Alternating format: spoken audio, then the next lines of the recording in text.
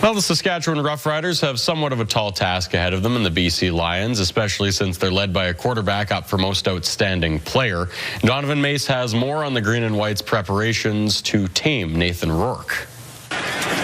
Despite having home field advantage in Saturday's West Division final, the road to the Grey Cup is no easy trip. I could give you a list of obstacles. Their defense is playing really well. Their special teams, I thought, was the star of the game last week, and then their quarterback's pretty good at football. Rourke wants to throw down the field, drops it in there to Everhart. That quarterback, Nathan Rourke, is up for Most Outstanding Player and Most Outstanding Canadian. He's second among CFL QBs in passing yards and touchdowns. Fakes it, keeps it, touchdown! Plus, a dual threat of his game, making him more dangerous. Rourke was 8th in the league in rushing yards with over 560, including a 70-yarder against the Elks in Week 20. A guy like that gets outside of the pocket, we know he can run. He broke off a 70-yarder, scored a touchdown. So, he has that, and then he can still make plays throwing the ball downfield when he gets outside of the pocket. You just keep him uncomfortable, man. I mean, he's a person, so he'll make mistakes if you keep him uncomfortable. Nobody's perfect, so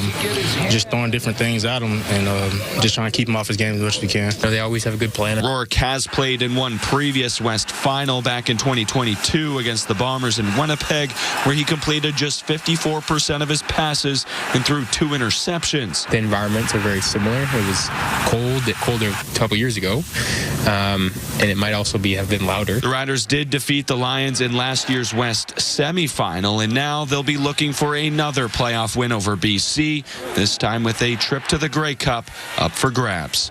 Donovan, Maess, CTV News, Regina.